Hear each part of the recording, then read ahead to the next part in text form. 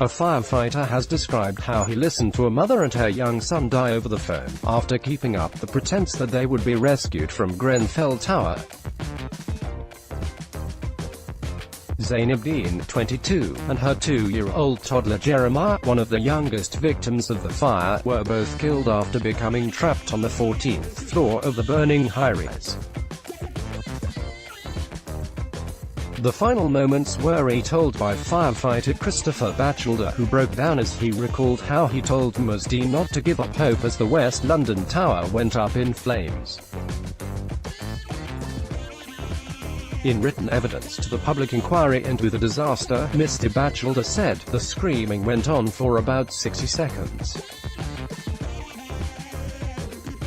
When it stopped I knew then that was it. I hung up the phone."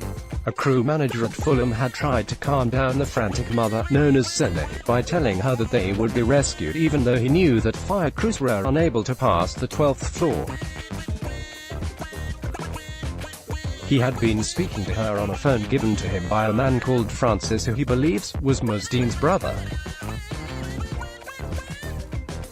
Zainabdeen, 22, died in the Grenfell Tower fire. Image PA, she said, "We are going to die," and I said, "No you're not, we're coming to get you," he wrote.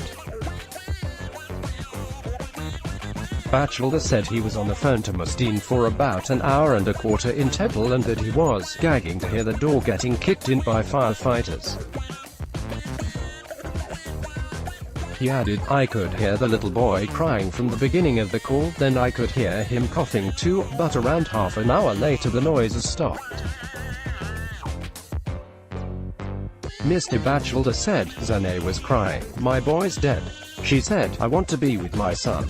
I said, 'Don't talk like that. We're coming for you. Don't give up.'" Batchelder passed the phone back to her brother at that point and told him to tell his sister he loved her and to keep fighting. After taking the phone back, he could hear banging noises which he believed to be was fire crews breaking into her flat, but he was then informed they were still stuck on the 12th floor. The firefighter added, "I knew I couldn't tell her this. I just couldn't tell her that, so I basically lied to her and continued to tell her that we were coming for her." 2-year-old Jeremiah Dean is one of the youngest victims. Image PA, it got to a point where she wasn't talking much. I could hear a bit of coughing and spluttering. I could hear that she was still there but she wasn't responding. I kept on chatting to her. For her brother, Francis, I had to keep up the pretense that she was okay. When Mosdeen stopped responding, Batchelder continued talking to her and heard whimpering which he thought meant that she could hear my voice. However, after silence for 5 to 10 minutes, he heard ear-splitting screaming for 60 seconds before silence fell. While he knew that Mosdeen had died, he was unable to bring himself to tell Francis.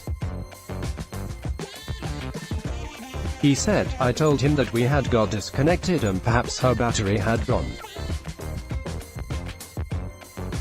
The London firefighter has described listening to the mum and son dying on the phone. Image Grenfell inquiry, he asked me if she was out.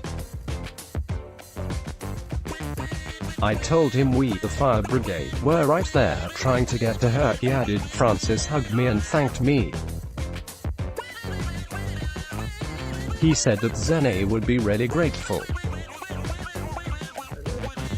I knew that I had just lied to him. Afterwards, Batchelder went to the unit collating information from emergency calls made by trapped residents and told them Mosdeen and Jeremiah were dead. Some 72 people died in the fire on June 14 last year. The inquiry, at Holborn Bars, central London, has heard 5 weeks of evidence from London Fire Brigade personnel.